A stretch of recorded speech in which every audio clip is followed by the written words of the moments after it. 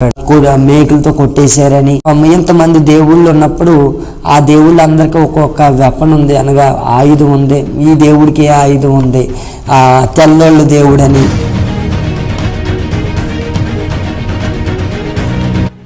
సోది చెప్తాం, లేకపోతే ఈ జాతకాలు చెప్తామని తిరుగుతూ ఉంటారు.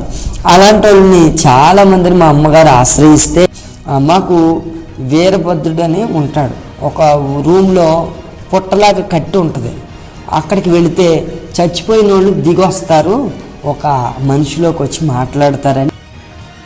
ఒక్కొక్క విగ్రహం దగ్గరికి వెళ్ళి నేను నమస్కారం చేసి, మరి నేను ఇంతకాలం కూడా పూజలు చేస్తున్నాం కదా, భజన చేశాం కదా, మరి ఇంత భక్తి చేశాం కదా, ఆ ఖాళీ స్థలంలో గొయ్యి తీసి ఆ యొక్క బాటిల్ని పాతి పెడితే 3 రోజుల తర్వాత దాన్ని తవ్వి తీస్తే మరి ఆ బాటిల్ పగిలిపోయి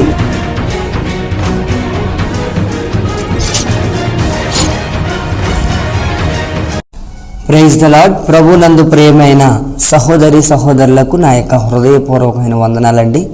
మరి ముఖ్యంగా మరి ఈ అవకాశాన్ని కలిగించినటువంటి సహోదరులు మరి జోషి గారికి నా యొక్క హృదయపూర్వకమైన వందనాలు. మరి ఈ ప్రత్యేకమైనటువంటి సమయంలో నా యొక్క జీవిత సాక్ష్యాన్ని పంచుకోవడానికి దేవుడు ఎంతో కృప చూపించారు. అందుని బట్టి నేను దేవుడిని ఎంతో స్తుతిస్తున్నాను. నా పేరు అరుణ్ కుమార్. అసలు ప్రభువుని అంగీకరించక మునుపు ఆంజనేయులుగా పిలువబడతా ఉన్నాను. మా ఊరు మరి తూర్పుగోదావరి జిల్లా బిక్కవోలు మండలం బలభద్రపురం అనేటువంటి ఒక కుగ్రామం. ఆ గ్రామంలో మరి నేనెంతో ఆ విగ్రహారాధనలో మునుగుతూ ఉన్నప్పుడు మరి చిన్నప్పటి నుంచి కూడా నాకు ఎంతో భక్తి చేయాలంటే ఇష్టం. ఒక్కొక్కరికి ఒక్కొక్క అలవాటు ఉంటుంది.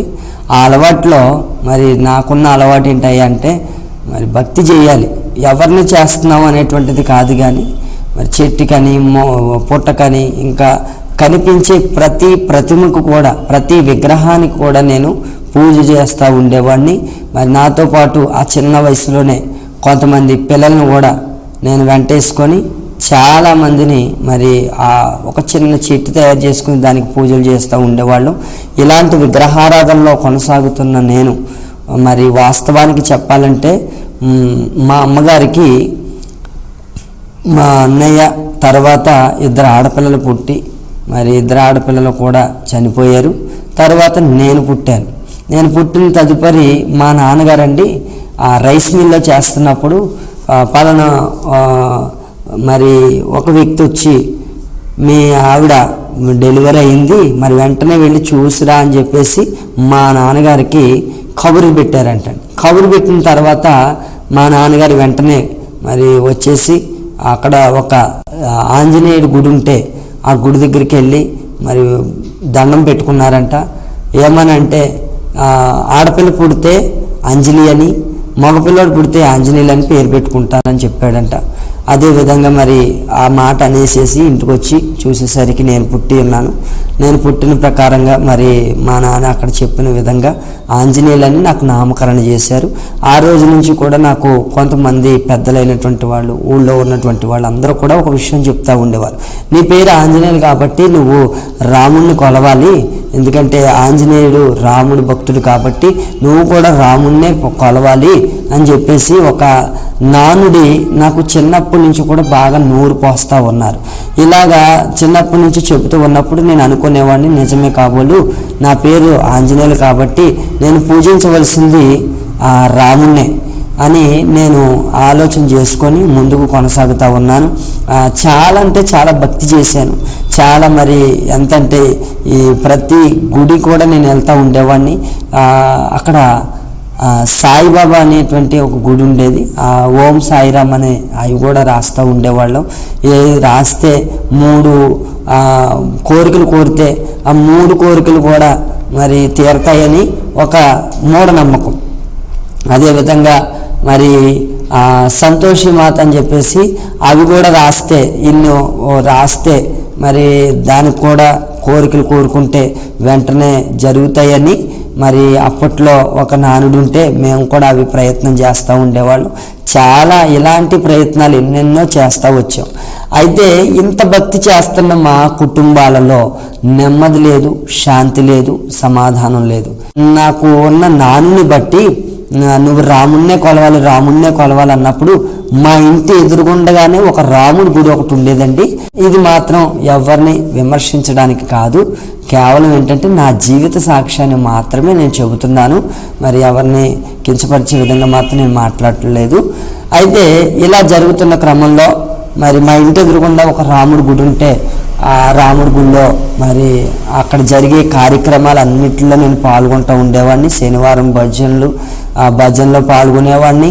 అదేవిధంగా మరి దీపారాధనలు చేసే విషయాల్లో, ఏకాములు వచ్చినప్పుడు, అలాగే శ్రీరామ కళ్యాణం వచ్చినప్పుడు ఇవన్నిటిలో కూడా నేను పాల్గొంటూ ఉండేవాడిని. ఎందుకంటే నేను ఆ దేవునికి సంబంధించిన వ్యక్తిని అన్నట్లుగా మరి నాకు పెద్దలు చెప్పిన విధానాన్ని బట్టి నేను ముందుకు వెళ్ళిపోతూ ఉండేవాడిని.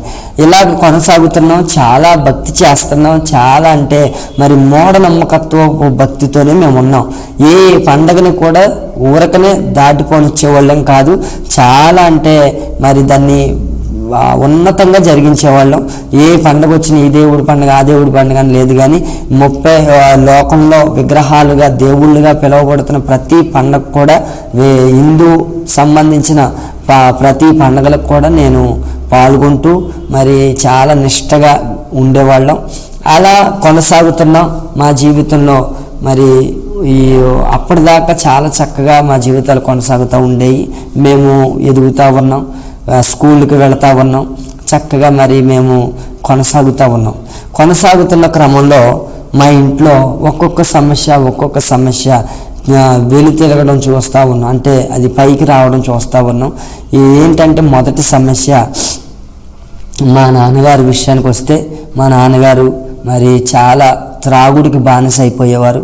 త్రాగుడికి బానిస అయిపోయిన తర్వాత కారణం లేకుండానే మరి మా అమ్మగారిని కొట్టేస్తూ ఉండేవాడు. ఎందుకంటే తాగిన మైకంలో కరువు అనిపించేవాళ్ళు. ఎంత కరువు అంటే ఎవరైనా భోజనం వండుకుంటే, లేకపోతే ఆహార పదార్థాలు వండుకుంటే, వంటకాలు ఏదైనా చేసుకుంటే ఆ వాసన బట్టి మమ్మల్ని కూడా వాళ్ళ ఇంటి దగ్గర ఉండేటప్పుడు ఉంటే చివరి వరకు ఉంటే వాళ్ళు తినేటప్పుడు మాకు పెడతారని చెప్పేసి మేము ఏం చేసేవాళ్ళం అంటే, అక్కడ నాగరత్నం గారని ఒక కాపులు ఉండేవారు.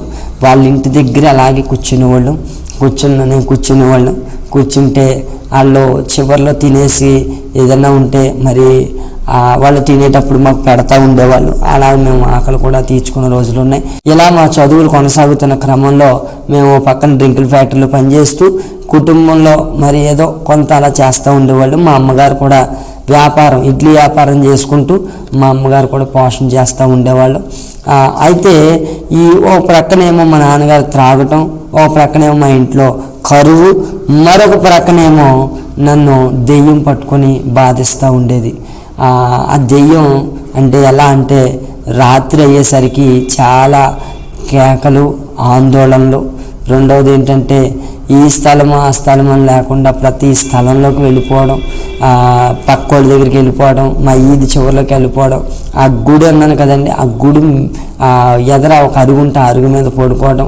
ఇలాగా చాలామంది మమ్మల్ని చూసినప్పుడు ఈ శ్రీని గారు అబ్బాయిలా ఉన్నాడేంటి అని చెప్పేసి నన్ను తీసుకుని వచ్చి మా ఇంట్లో ఇచ్చేవారు. అయితే ఇలా జరుగుతున్న క్రమంలోనండి ఓ పాస్టరమ్మ గారు మా ఇంటికి వచ్చారు.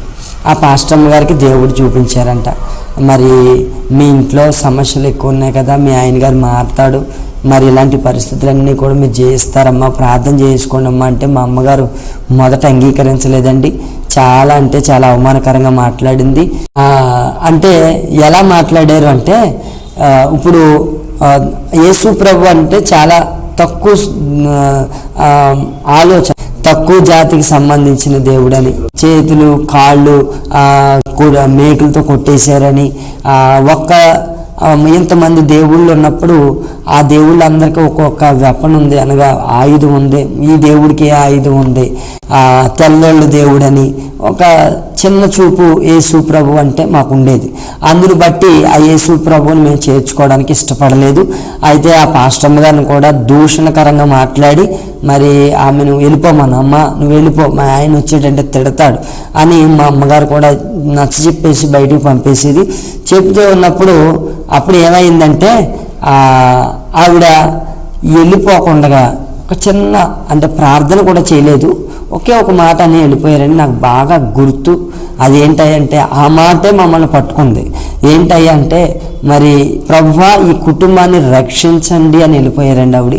అప్పుడు రక్షించండి అని అన్నప్పుడు వెంటనే ఆవిడ వెళ్ళిపోయినప్పుడు అప్పుడు కూడా మేము హేళనకరంగానే మాట్లాడాం. ఇలా జరుగుతున్న క్రమంలో మరి ఆవిడ వెళ్ళిపోయారు. ఇంకా ఆ టైంలో ఇంకా మరిన్ని సమస్యలు ఎక్కువైపోయాయి. నేను ఇందాక చెప్పిన రీతిగానే మరి మా నాన్నగారు ఎక్కువ డ్రింకింగ్ చేయడం, మరి ఈ దీంతో పాటుగా మా అన్నయ్య స్కూల్లో ఆడుకుంటున్నప్పుడు బాల్ తగిలి పడిపోవడం, మా అన్నయ్యతో కూడా చాలా ఇబ్బందులు పడడం, ఇన్ని నలు దిశలో కూడా సమస్యలు మమ్మల్ని చాలా అంటే చాలా వేగవంతంగా మమ్మల్ని ఇబ్బంది పెట్టేసి అలా జరుగుతున్న క్రమంలో ఏం జరిగిందంటే చాలా చోట్లకు మా అమ్మగారు వెళ్ళారండి. మాకు వీరభద్రుడు అని ఉంటాడు, అంటే గద్దె అని ఉంటుంది, ఒక రూమ్లో పుట్టలాగా కట్టి ఉంటుంది. అక్కడికి వెళితే చచ్చిపోయిన వాళ్ళు దిగి వస్తారు, ఒక మనిషిలోకి వచ్చి మాట్లాడతారని మూఢనమ్మకం. అందుకని మాకు వీరభద్రుడు కూడా ఉన్నాడు. మా అన్నయ్య పేరు అందుకనే వీరబాబు అని పేరు పెట్టారు. అలాగా పెద్దోళ్ళు దిగి వస్తారన్నప్పుడు వాస్తవానికి మీకు అర్థం అవ్వడానికి సంక్రాంతికి ఎక్కువగా పెద్దలకి ఏం చేస్తారంటే బట్టలు పెడతారండి. వాళ్ళ పేరు చెప్పి పెడతారంటే పెద్దలంటే చచ్చిపోయిన వాళ్ళు వచ్చి తింటారన్నట్టు పెడతారు. అలాగా మాకు పెద్దలు ఉన్నారని చెప్పేసి మా అమ్మ 2 సార్లు, ఒకసారి వెళితే మరి సేర పెడతానన్నాం, సేర పెట్టలేదని చెప్పేసి ఆమెను ఆ పెద్దోళ్ళు వచ్చి దురాత్మ వచ్చి మాట్లాడడం. ఇలా అంటే మా అమ్మగారు ఒక బట్టల ఆయన గారి దగ్గర సేర తీసుకుని సేర పెట్టడం. రెండవది మరి ఆ వారంలో ఆ సేర పెట్టిన తర్వాత సమస్య తీరిపోద్ది అమ్మయ్య అని మా అమ్మగారు అనుకునే సమయానికి ఆ వారంలో మరింత సమస్యలు అధికమైపోయాయండి. అలాగా సమస్యలు అధికమైపోయిన తర్వాత మళ్ళీ సోమవారం, అంటే అక్కడికి వెళ్ళేటప్పుడు సోమవారం వెళ్ళాలి కాబట్టి మళ్ళీ వచ్చి సోమవారం అక్కడికి వెళ్ళినప్పుడు అక్కడండి మళ్ళీ వచ్చి మాట్లాడితే ఇంకా సమస్యలు తగ్గలేదేంటి అని అడిగితేనండి అప్పుడు పులిహార పెడితే నీ సమస్యలు తీరతాయని చెప్పేసి మళ్ళీ పులిహార అన్నారు. అప్పుడు మళ్ళీ మా అమ్మగారు కష్టపడి లేని పరిస్థితులైన పులిహార పెడితే ఆ సమస్యల నుంచి మరి విడుదల పొందుతుందని చెప్పేసి మా అమ్మకున్న మూఢనమ్మకత్వాన్ని బట్టి మరి వెళ్ళి పులిహార పెడితే ఆ వారంలో మరిన్ని సమస్యలు ఎక్కువైపోయాయి. ఇలాగా చాలామంది జ్యోతిష్కులైనటువంటి వాళ్ళు ఇంకా రకరకాల ఈదులంతా వస్తూ ఉంటారు, మీకు గుర్తే ఉండొచ్చు. ఆ కర్రలు వేసుకొని సోది చెప్తాం, లేకపోతే ఈ జాతకాలు చెప్తామని తిరుగుతూ ఉంటారు. అలాంటి వాళ్ళని చాలామందిని మా అమ్మగారు ఆశ్రయిస్తే వాళ్ళు ఇలా చేయాలి అలా చేయాలని చెప్పేసి మరి రకరకాల ఇంటెన్స్ ఇస్తూ ఉండేవాళ్ళు, అనగా సలహాలు ఇస్తూ ఉన్నప్పుడు అలాగే చేసేది. కానీ ఏమాత్రం మా ఇంట్లో మార్పు కనబడేది కాదండి. ఒకరోజు పక్క ఇంట్లోనికి ఒక బుడబొక్కలు ఆయన వచ్చాడండి. ఆ బుడబొక్కలు ఆయన వస్తే ఆయన ఏం చేశాడు అంటే వెంటనే మా అమ్మకున్న సమస్యలన్నీ చెప్పిందండి. అంటే మా నాన్నగారు సరిగ్గా లేకపోవడం, కరువులో ఉండటం, నేను దురాత్మతో బాధింపడం, ఇలాంటి పరిస్థితులన్నీ కూడా చెప్తున్నప్పుడు ఆయన ఒక మాట అన్నారండి. ఒక లిక్విడ్తో ఉన్నటువంటి గాజు చేసా ఒకటి ఇచ్చి, ఆ గాజు చేసాని ఇది మీ ఇంట్లో మరి ఆ యొక్క ఖాళీ స్థలంలో కప్పెట్టమని చెప్పారు. పాతిపెట్టు, 3 రోజుల తర్వాత తీసి మీ ఇంటి చుట్టూ జల్లు, మీ ఆయనగా తినే భోజనంలో మీరు తినే భోజనంలో వేసుకొని తినండి అని చెప్పేసి సలహా ఇచ్చాడు. సలహా ఇచ్చి ఆ బాటిల్ పట్టుకుని వస్తున్నప్పుడు మా ఆయన అన్నారు, అమ్మ ఇది ఫ్రీగా తీసుకోకూడదు, దీన్ని వెలకట్టి తీసుకోవాలని అన్నప్పుడు, అయ్యా నా దగ్గర డబ్బులు లేవు, మళ్ళా వస్తారు కదా అప్పుడు నేను ఇస్తానన్నప్పుడు, అలా కుదరదు, ఏదో ఒకలాగా ఇవ్వాలని చెప్పేసి అన్నప్పుడు మా అమ్మగారు ఎంతో మరి కష్టపడి పాలు అమ్ముకొని, మరి అప్పుడు మాకు గేదెలు ఉండేవి, ఆ పాలు అమ్ముకొని ఒక తాడు చేయించుకున్నారండి. ఆ తాడు చేయించుకుంటే ఆ తాడు వెంటనే చూసి ఈ తాడు ఇచ్చేయమంటే మరి నిష్కారణంగా ఆ తాడు మా అమ్మగారు ఇచ్చేసి అతని చేతులు పెట్టేసిందండి. ఎప్పుడైతే ఆ గోల్డ్, ఆ బంగారంతో కూడిన తాడును పెట్టేసిందో ఆ తాడు పట్టుకుని అతను వెళ్ళిపోయాడు. తర్వాత ఈ బాటిల్ పట్టుకొని మా అమ్మగారు ఇంటికి వచ్చేసారు. ఇంటికి వస్తే ఆ ఖాళీ స్థలంలో గొయ్యి తీసి ఆ యొక్క బాటిల్ని పాతి పెడితే 3 రోజుల తర్వాత దాన్ని తవ్వి తీస్తే అది ఏమైందో తెలియదు. మొత్తం మీద కప్పెట్టడం వల్ల దేనివల్ల మరి ఆ బాటిల్ పగిలిపోయి ఆ లిక్విడ్ అంతా కింద ఒలిగిపోయింది. ఇలా జరిగింది. దానివల్ల కూడా ఏమాత్రం ప్రయోజనం లేదు. ఇలా చాలా చోట్లకి వెళ్ళింది. ఒకరోజు మా అమ్మ పడే బాధ మరి మేము భరించలేక ఒకరోజు మా ఇంట్లోనండి చాలా ఫోటోలు ఉండేవి, చాలా విగ్రహాలతో కూడిన ఫోటోలు ఉండేవి. అయితే వాటన్నిటి దగ్గరికి వెళ్ళి ఒక్కొక్క విగ్రహం దగ్గరికి వెళ్ళి నేను నమస్కారం చేసి, మరి నేను ఇంతకాలం కూడా పూజలు చేస్తున్నాం కదా, భజనలు చేశాం కదా, మరి ఇంత భక్తి చేశాం కదా, మాకు మనశ్శాంతినివ్వా, మా కుటుంబంలో సమాధానం ఇవ్వా, నాకు స్వస్థతనివ్వా అని చెప్పేసి మా ఇంటి పరిస్థితులన్నిటిని ఎత్తిపెట్టి ఒక్కొక్క ఫోటో దగ్గరికి, ఒక్కొక్క విగ్రహం దగ్గరికి వెళ్ళి మరి ఎంతో అంటే ఎంతో మరి నమస్కారం చేసినప్పుడు ఒక్కరు కూడా స్పందించలేదండి. మౌనంగా ఉన్నారు. మౌనంగా ఉన్నప్పుడు నేను కూడా అలాగే దండం పెడతానే ఉన్నాం. అయితే మా అమ్మగారు అన్ని ప్రయత్నాలు చేసి ఒక పాస్టమ్ గారు, అంటే గతంలో ఒకసారి పాస్టమ్ గారు వచ్చారని చెప్పాను కదండి, ఆ పాస్టమ్ గారి దగ్గరికి వెళ్ళి వెంటనే మరి ఆ పాస్టమ్ గారిని కలుసుకున్నారు మా అమ్మగారు. అప్పుడు మా అమ్మగారిని ఆ పాస్టమ్ గారు చూసిన వెంటనే కౌగిలించేసుకొని, మరి ఏంటమ్మా ఇప్పుడు వచ్చేవేంటి, ఏంటి నీ సమస్య ఏంటంటే మా అమ్మగారు ఎక్కి ఏడవటం, మరి ఏడుస్తూ ఉన్నప్పుడు అమ్మ నువ్వు కంగారు పడకు, ప్రార్థన చేస్తాను, నేను వస్తానని చెప్పేసి మరి నాకు దెయ్యం పట్టుకున్నప్పుడు దురాత్మ పట్టుకుంది కదండి. అప్పుడు మా అమ్మగారు కూడా పాస్టమ్ గారు వచ్చి ప్రార్థన చేశారండి. ఇంట్లో నా గురించి నా మీద చెయ్యించి ప్రార్థన చేసినప్పుడు వెంటనే ఎన్ని ప్రయత్నాలు చేసినా తొలగలేనటువంటి దెయ్యం వెంటనే గలిబిలి చేసేసి పెద్ద పెద్ద అరుపులు అరుచుకుంటా నన్ను గడగడలాడించేసి ఒక్కసారిగా దెయ్యం వదిలేసి వెళ్ళిపోయిందండి. అయితే ఆ రోజు నుంచి ఈ రోజు వరకు కూడా ఆ దురాత్మ అనేది నాకు తెలియదు. ఏ దెయ్యాల చేత నేను బాధించబడుతున్నానో ఆ దెయ్యాల మీద నాకు దేవుడు అధికారం ఇచ్చాడండి. మరి వాస్తవానికి మన దేవుడు ఎలాంటి దేవుడు అంటే, మన సమస్యను మన మీద ఏలుబడి చేస్తున్నప్పుడు ఆ సమస్య మీద మనకి దేవుడు అధికారాన్ని ఇచ్చే దేవుడు అయి ఉన్నాడు. అలాగా దురాత్మ చేత నేను బంధింపబడినప్పుడు ఆ పాస్టమ్మ గారి ద్వారాగా నేను విడుదల పొందాను. ఆ తర్వాత క్రమక్రమంగా మా అమ్మగారు మా నాన్నగారికి తెలియకుండా చర్చికి వెళ్తూ ఉన్నారు. చర్చికి వెళ్తూ ఉన్నప్పుడు ఒక్కొక్కటిగా మరి సమస్యలన్నీ కూడా క్లియర్ అవుతూ వస్తూ ఉన్నాయి. ఆర్థికంగా కూడా మేము మరి హైదరాబాద్ వెళ్ళటం, హైదరాబాద్లో మా బావగారు ఒక జాబ్ చూడటం, అందులో మరి మేము ఎంతో పోషించబడటం, అక్కడ ఉన్నటువంటి పరిస్థితులన్నీ చక్కబెట్టుకోవడానికి సమృద్ధి చేత దేవుడు మమ్మల్ని నింపాడండి. అందుని బట్టి నేను దేవుడిని ఎంతో స్తుతిస్తున్నాను. మరి మా సమస్యలను కూడా దేవుడు మమ్మల్ని విడిపించాడు.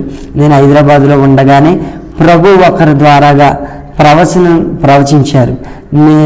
అరుణ్ కుమార్, నేను నిన్ను వాడుకుంటున్నాను, నేను నిన్ను పేరు పెట్టి పిలిచాను, నువ్వు నా సొత్తు అని చెప్పేసి మరి కాకినాడ నుంచి వచ్చిన ఒక పాస్టర్ గారు అక్కడ ఉన్న స్థానిక దైవజనులు తీసుకొచ్చారండి.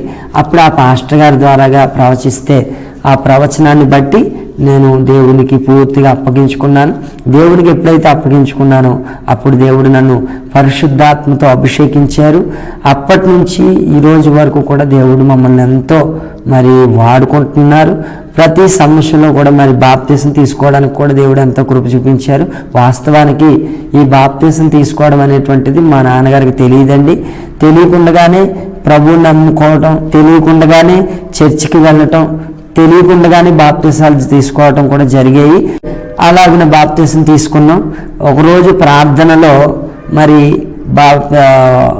ప్రార్థన పెట్టుకుంటున్నప్పుడు, ఇంటి దగ్గర గృహ కూడుకు పెట్టుకుంటున్నప్పుడు మా నాన్నగారు కూడా కూర్చున్నప్పుడు ఆ పాస్టర్ గారు మా అమ్మగారి పేరు పెట్టి పిలుస్తూ ఉన్నారు. ఏమనంటే దెబోరా గారిని దీవించండి, దెబోరా గారిని ఆశీర్వదించండి అన్నారు. అంటే ప్రభువున ఎరుగక ముందు మా అమ్మగారి పేరు రమాసుందరండి, తర్వాత దెబోరా అని నామకరణ పాస్టర్గా చేశారు. అయితే దెబోరా ఎవరు అని మా నాన్నగారు ఆలోచన చేస్తూ ఉన్నారు. ప్రార్థన అయిపోయిన తర్వాత మా అమ్మగారిని అడిగితే మేము అప్పటికే కంగారు పడుతున్నాం, మా నాన్న కొట్టేస్తాడేమో అని. ఎందుకంటే అప్పటికే మా నాన్నగారు చాలా డ్రింకింగ్లో ఉన్నారు. అయితే మెల్లగా మా అమ్మగారు గొంతు సవరించుకొని నేను యేసు ప్రభువుని నమ్ముకున్నాను, బాప్తీసం తీసుకున్నాను అన్నప్పుడు వెంటనే కొడతాడనుకున్నాం. కానీ వెంటనే దేవుని కృప ఏంటంటే యేసు ప్రభువుని నమ్ముకుంటే కుదరదు, దానికి తగిన జీవితాన్ని కూడా జీవించాలి అని మామూలుగా సామరస్యంగా సమాధానం ఇచ్చారు. అయితే నన్ను దేవుడు హైదరాబాదులో తన సేవకుల ద్వారా, అనగా కాకినాడ నుంచి వచ్చిన ఒక దైవజనుడు ఉన్నారండి, ఆయన పేరు నాకు గుర్తులేదు, కానీ ఆయన ద్వారాగా దేవుడు ప్రవచించారు. ఏమని ప్రవచించారంటే, నా కుమారుడా అరుణ్ కుమార్, నేను నిన్ను పేరు పెట్టి పిలుస్తున్నాను, నువ్వు నా సొత్తు అని చెప్పేసి ఆయన ఆరాధనలో ప్రవచించడం చూశాను. ఆ తర్వాత ఎవరో అనుకున్నానండి. ఆ మీటింగ్ అయిపోయిన తర్వాత ఆ పాస్టర్ గారు అడిగారు, ఇక్కడ అరుణ్ కుమార్ ఎవరు, రండి అని చెప్పేసి అన్నారు. అక్కడ ఎవరైనా లెగిస్తారేమో అని చూశాను, కానీ ఎవ్వరు అరుణ్ కుమార్గా పిలువబడినటువంటి పేర్లు ఎవ్వరు అక్కడ లేరండి. అప్పుడు నేను లేచి ఆ పాస్టర్ గారి దగ్గర నుంచున్నప్పుడు, బాబు దేవుడు నిన్ను పరిచర్య చేయాలని పిలుస్తున్నాడు, కాబట్టి నువ్వు పరిచర్యకి వెళ్ళాలి అన్నప్పుడు ఖచ్చితంగా నేను వెళతానని చెప్పాను. ఆ విధంగానే ఆ రోజు నుంచి పరిచర్యలో నేను కొనసాగుతున్నాను. ఆ పరిశుద్ధాత్మ చేత కూడా నేను అభిషేకించబడ్డాను. ఇదే విషయం మా అన్నయ్యకి చెప్పినప్పుడు మా అన్నయ్య, నువ్వు పరిచర్య చెయ్యి, నేను కావాల్సినన్ని కూడా నేను సమకూరుస్తానని మా అన్నయ్య నన్ను వెనకాల నుండి ధైర్యపరిచారు. అదేవిధంగా మా ఫ్రెండ్ కూడా నన్ను అలాగే ధైర్యపరిచి చాలా భక్తి విధానంలో నడిపించారు. వాక్యం ఎలా చెప్పాలి ఏంటి అన్నీ కూడా ఆయన నాకు తర్పిదిచ్చారు. అందుని బట్టి నేను దేవుడిని స్తుతిస్తున్నాను. రోజు బిల్డింగ్ మీద వెళ్ళిపోయి అక్కడ ప్రార్థన చేస్తున్నానండి. అయితే అక్కడ దేవుడు నాకు ఒక దర్శనాన్ని ఇచ్చాడు. అదేంటంటే ఒక స్వరం నేను విన్నానండి. అదేంటంటే, పునాది వేయబడినటువంటి స్థలాన్ని నేను నీకు ఇస్తున్నాను అని చెప్పారు. అప్పుడు ప్రార్థన చేసి, ప్రభా పునాది వేయబడిన స్థలం అంటున్నారు, ఎక్కడ నాయనా అని ప్రార్థన చేస్తే, హైదరాబాద్లోనే మా పక్క వీధిలో ఒక చర్చి కట్టేసి ఖాళీగా ఉన్న చర్చిని ఉన్నదండి, అది ఆల్రెడీ ఒక తల్లిగారికి కట్టి చనిపోయారంట. ఆ తర్వాత నేను ఆ చర్చిలో ఖాళీగా ఉన్న చర్చికి వెళ్ళి ప్రార్థన చేయడం, పాటలు నడిపించడం, వాక్యం చెప్పడం ఇలా జరుగుతూ ఉన్న క్రమంలో ఆ పాస్టర్ అక్కడ కొంతమంది 30 మంది వరకు కూడా గ్యాదర్ అయ్యి ప్రతి సోమవారం కూడా అక్కడ ఆరాధన జరిపించుకున్నాం. తర్వాత ఆదివారం రాత్రికి మార్చుకున్నాం. ఎందుకంటే నేను కూడా స్థానిక సంఘానికి వెళుతూ ఆ పరిచర్యను కొనసాగిస్తూ ఉన్నాను. అలాగే అక్కడ సండే స్కూలు పరిచర్య చేస్తూ, యవనస్తులు పరిచర్య చేస్తూ ఉన్న క్రమంలో వివాహ సమయం వచ్చిందండి. వివాహ సమయం వచ్చినప్పుడు మా దూరపు బంధువుగా ఉన్నటువంటి దైవజనురాలు ఆ ప్రవక్తిని నాగరత్నమ్మ గారు, ఆమెకు దేవుడు ఒక దర్శనాన్ని చూపించారంట. ఆ దర్శనాన్ని బట్టి నా నెంబర్ కనుక్కొని వారి మనవరాల విషయంలో ఒక దర్శనం చూపించారు. ఆ మనవరాల పేరు దివ్య. అయితే ఆ దర్శనాన్ని బట్టి నా ఫోన్ నెంబర్ కోసమని నా బంధువులు అందరినీ కూడా అడిగినప్పుడు ఎట్టకేలకు నా నెంబర్ తీసుకొని నాతో ఫోన్ మాట్లాడారు.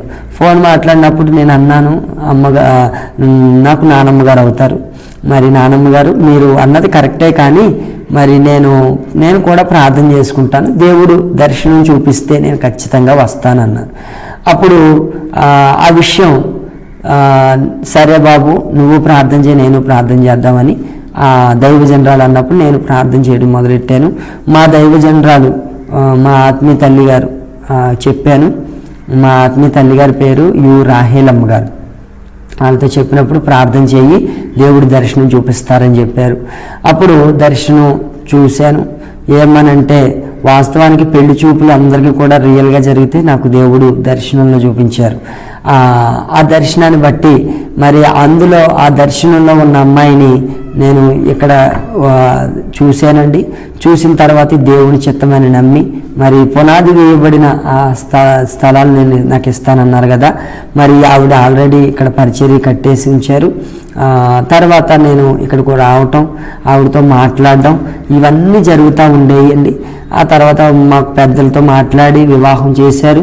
వివాహం చేసిన తర్వాత బలభద్రపురం గ్రామాన్ని విడిచిపెట్టేసి ఇక్కడ ఉండి పశ్చిమ గోదావరి జిల్లా భీమవరం దగ్గర ఉండిలో పరిచర్య, ఆవిడ విడిచిపెట్టిన పరిచర్య నేను చేస్తున్నాను. అయితే నేను వచ్చిన తర్వాత దైవజనరాలు నాగరత్నం గారు 2 సంవత్సరాలు మాత్రమే ఉన్నారు. తర్వాత నిద్రించి ప్రభు యొద్దకు వెళ్ళారు, ప్రభు పిలుపుని బట్టి. ఆ తర్వాత చాలామంది అప్పటికి సంఘస్థులు చాలామంది ఉండేవారు. ఆవిడ ఎప్పుడైతే ప్రభు నన్ను నిద్రించారని తెలిసిందో ఒక్కొక్కరు కూడా ఆయా చర్చెస్లోకి వెళ్ళిపోవడం మొదలుపెట్టారు. ఎందుకంటే చిన్నవాడు ఏం చేస్తాడు అని చెప్పేసి ఒక తక్కువ చిన్న చూపుతో మమ్మల్ని చూసి మరి ఒక్కొక్కరు వెళ్ళిపోవడం మొదలుపెట్టేదండి. అందరూ వెళ్ళిపోయారు. అయితే ఒక 5 మాత్రమే ఉన్నారు.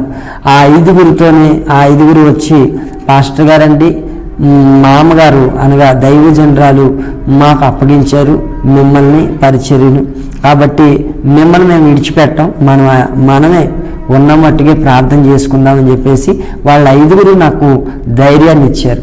అప్పుడు నేను మా పాస్టమ్మ గారు అనగా మా వైఫ్ ప్రార్థన చేసుకున్నాం. ప్రభా, నీ పిలుపుని బట్టే కదా ఇక్కడికి వచ్చాం, నీ ఏర్పాటుని బట్టే కదా ఇక్కడికి వచ్చాం అని చెప్పేసి ఎంతో బాధతో కన్నీరుతో ప్రార్థన చేశాం. మరి అప్పట్లో చాలా ఇబ్బంది పడ్డాం. ఇలా ఇబ్బంది పడుతున్న క్రమంలో ఎన్నో వ్యతిరేకతలు వచ్చాయి. అలాగే ఆ 5 ఆ పరిచర్యను మేము కొనసాగిస్తూ వచ్చాం. మరి మా పిల్లలు పుట్టే టైంలో నాకు ఒక బాబు ఒక పాపనండి. వాళ్ళ టైంలో కూడా మేము చాలా ఇబ్బందులు పడ్డాం. కొన్ని సందర్భాల్లో పోలీస్ స్టేషన్లో కూడా వెళ్ళాం. ఆ పోలీస్ స్టేషన్లో కూడా మరి సంఘమే వెళ్ళి మరి ఉన్న ఆ పరిస్థితిని అంతని చక్కబెట్టుకొని తీసుకొచ్చేసారు. అయితే ఆ 5 మొదలుపెట్టిన ఈ పరిచర్య ఇప్పటికి 100 మంది దాకా దేవుడు నాకు విశ్వాసాలను ఇచ్చారండి. అలాగే ఎవరెవరైతే వెళ్ళిపోయారో వాళ్ళు ఒక్కొక్కరుగా మందిరంలోనికి చేర్చబడుతున్నారు. మేము ఇప్పటి వరకు కూడా ప్రతి పరిస్థితుల్లో కూడా దేవుడి మీదే ఆనుకున్నాం. దేవుడే మాకు ఆధారం అయ్యారు, ఆయనే మమ్మల్ని పోషిస్తున్నారు. మరి కష్టకాలాల్లో ఎలాంటి పరిస్థితులు వచ్చినా దేవుడి దగ్గరికి వచ్చి అడిగినప్పుడు దేవుడే మాకు సహకారులుగా ఉంటున్నారు. కాబట్టి ఈ సాక్ష్యం ద్వారా మీరు బలపరచబడ్డారని నేను నమ్ముతున్నాను. మా కొరకు ప్రార్థన చేయండి. మరొకసారి ఈ అవకాశం ఇచ్చినటువంటి జోషి గారికి నా యొక్క హృదయపూర్వకమైనటువంటి నిండు వందనాలు. దేవుడు మమ్మల్ని దీవించును గాక.